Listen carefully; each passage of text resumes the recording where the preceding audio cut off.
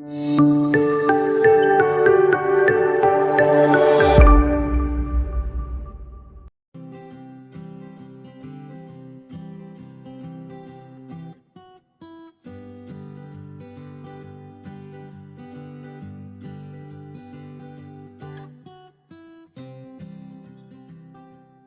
siang anak-anak. Siang, Bu. Siang, Bu. Baik, di sini pada pertemuan pertama kita akan memulai. Tapi sebelum kita memulai, kita awali dulu berdoa.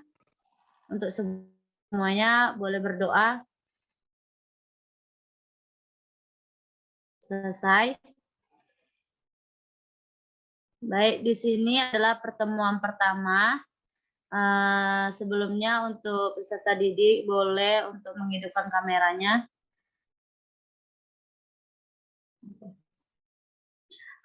Pada siswa-siswi Ibu diharapkan untuk mengikuti pembelajaran ini dari awal sampai akhirnya ya.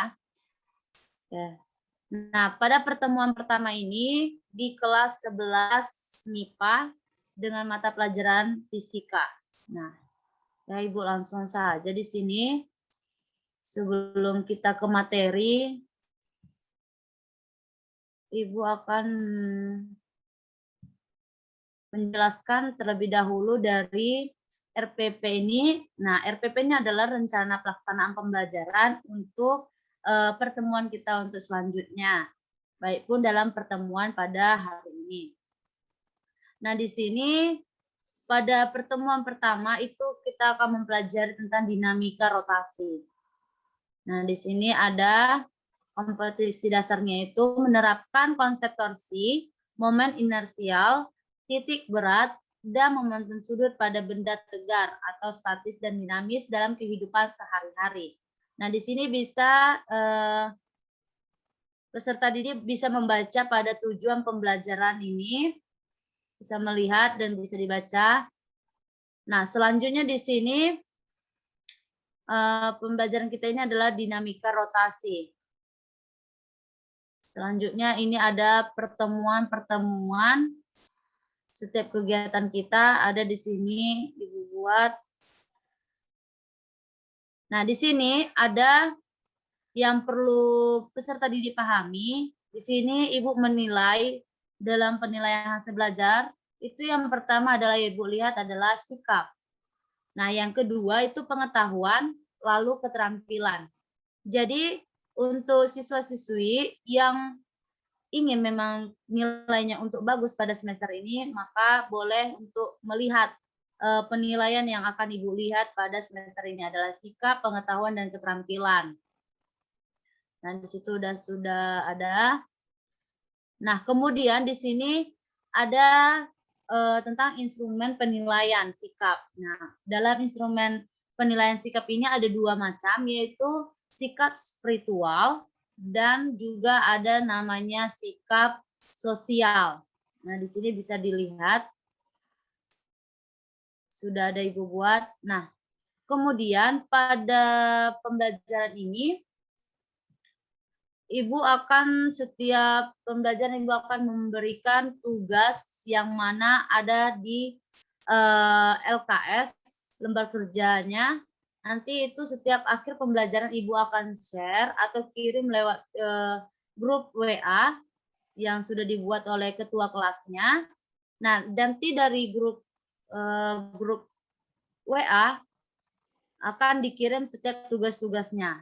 Nah, di sini lanjut saja. Pada materi pertama itu adalah dinamika rotasi. Nah, langsung ke PPT-nya. Nah, di sini ada dinamika rotasi. Nah, sebelumnya Ibu akan menjelaskan dinamika rotasi ini. Nah, dinamika rotasi adalah cabang mekanika yang mempelajari gerak rotasi dengan melibatkan gaya, massa, dan faktor lainnya yang turut mempengaruhi gerak rotasi. Nah, suatu benda jika semua bagian benda bergerak menggelinding poros atau sumbu putar yang terletak pada salah satu bagian benda tersebut. Nah, pada benda ini tersebut akan mengalami gerak translasi atau gerak rotasi yang namanya. Nah, pertama itu gerak translasi. Itu apa sih? Nah, gerak itu adalah benda yang arahnya lurus ataupun melengkung. Dan gerak rotasi adalah gerak yang mengalami putaran pada terhadap porosnya. Itu bagian tertentu saja. Kemudian yang kedua, lanjut, yaitu torsi dan momen inersial. Nah, apa sih itu torsi? Nah, torsi ini memiliki pada momen inersial itu lengan momen atau disebut juga dengan lengan torsi. Dari sebuah gaya F terhadap suatu poros melalui P didefinisikan sebagai panjang garis yang ditarik dari titik poros P sampai memotong gerak lurus dari F. Nah, pada torsi itu menunjukkan kemampuan sebuah gaya untuk membuat benda melakukan gerak rotasi. Nah, jadi torsi ini sangat-sangat berguna pada melakukan gerak rotasinya. Sebuah benda akan berotasi bila dikenai oleh torsi. Nah, itu tadi dari torsinya. Selanjutnya ada, nah di sini dia, torsi atau momen gaya terhadap suatu P yang Ibu jelaskan tadi sebagai hasil kali besar F. Nah, di sini, ini dia. Nah, ini ada rumusnya yaitu tor sama dengan F dikali R. Nah, kalau tor itu adalah torsi, satuannya adalah Nm, F adalah gaya, satuannya N, R itu adalah jarak gaya ke poros, satuannya M. Nah, ini bisa dilihat semua. Nah, Itu di sini itu kayak pintu ya, Bu? ya. Nah, di sini pada garis ini adalah disebut dengan F, yaitu gayanya. Ini adalah gaya. Dan kemudian R. Nah, disinilah yang namanya R. Ini adalah jaraknya. Jarak antara poros dan garis kerja gayanya. Nah, pada ini menyebabkan dapat berotasi pada gaya batang ini. Oke, sampai sini Ibu rasa paham? Lanjut. Nah, di sini torsi juga ternyata memiliki arah. Kalau arah yang berlawanan dengan jarum jam, berarti nilainya positif. Nah, sedangkan kalau searah jarum jam maka bernilai negatif. Nah, di sini torsi juga akan memberikan gaya yang tegak lurus, yang berarti dengan 90 derajat. Tapi kalau gayanya tidak tegak lurus, nah itu bisa kita lihat dan kita bisa tentukan pada rumus yang akan berbeda. Nah, tadi rumusnya adalah tor di F dikali R. Nah, ini adalah rumusnya tor sama dengan R kali F sin theta. Nah, di sini bisa dilihat pada penjelasannya T itu apa, F itu apa.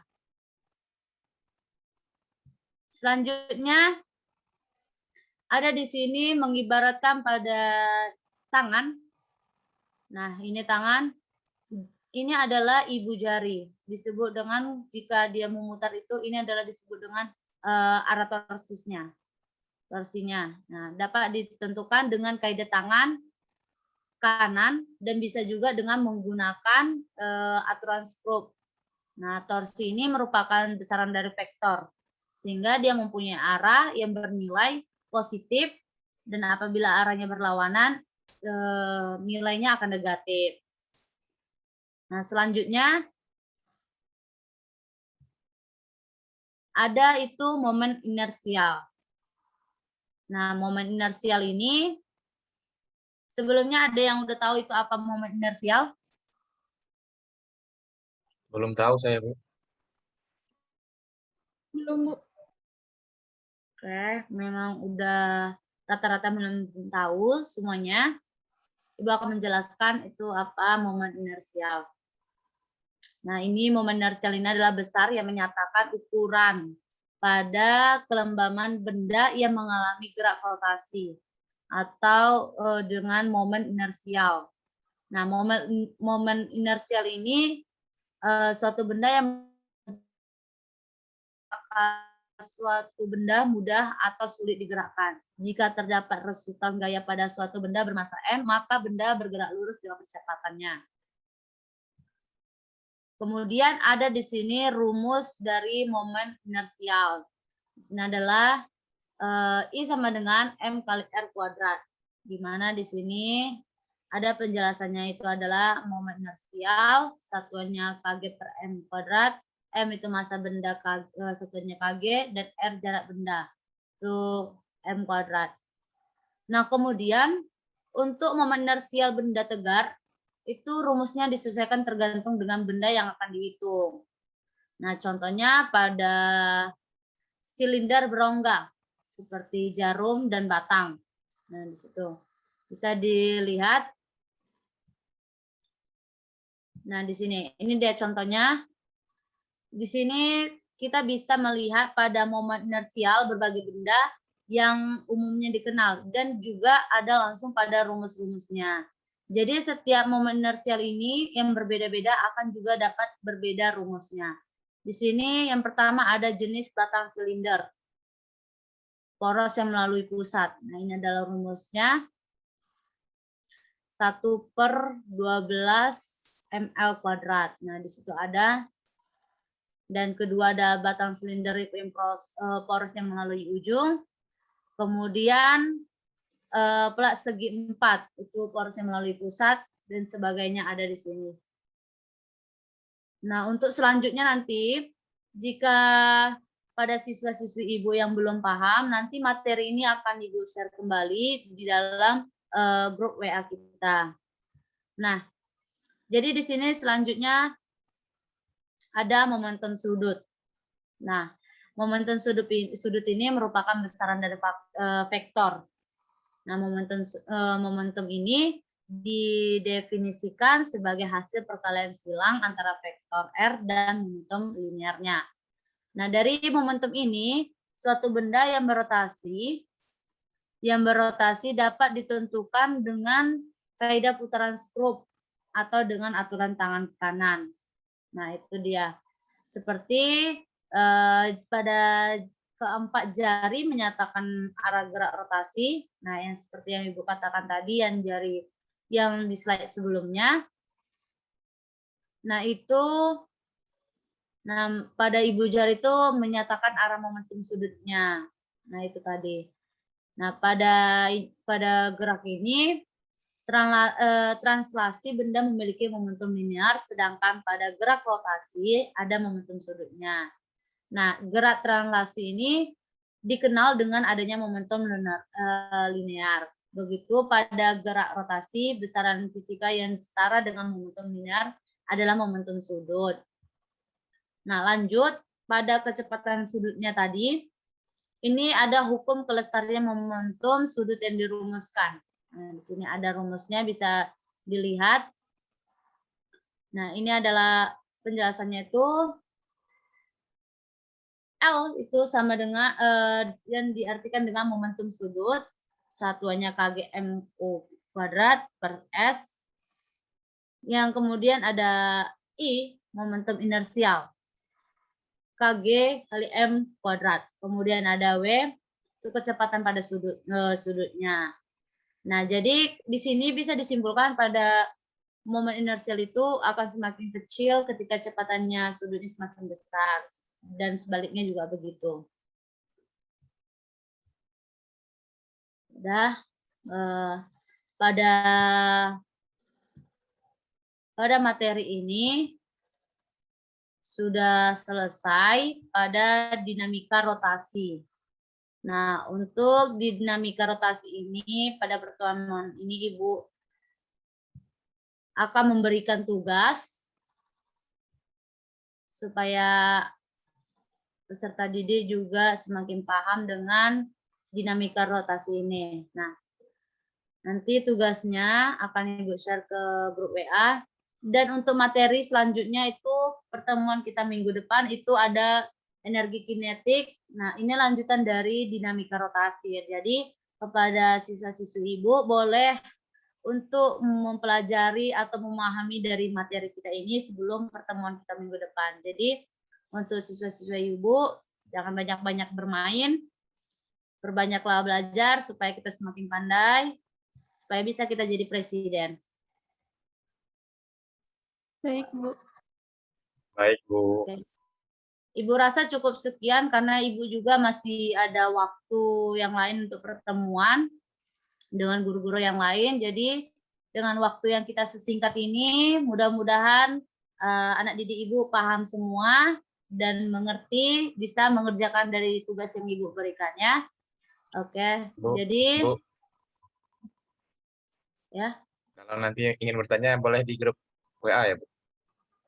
Nah, iya, untuk yang belum paham, nah boleh Ibu persilakan aja dibuat nanti pertanyaannya di grup. Pada pertemuan minggu depan nanti Ibu jelaskan ataupun dari teman-teman boleh untuk memberikan penjelasannya boleh. Nah, jadi yang menjawab nanti ini itu disebut dengan keterampilan. Siapa yang lebih aktif berarti nanti dapat nilai plus dari Ibu ya. Jadi boleh pertanyaan boleh dibuat di grup. Tapi jangan langsung dijawab ya, disimpan dulu jawabannya. Baik, Bu. Oke, baik. Baik, Bu. Boleh peserta didik Ibu boleh untuk meninggalkan Zoom. Nah, sekian dan terima kasih. Selamat siang. Siang, Bu. Siang, Bu.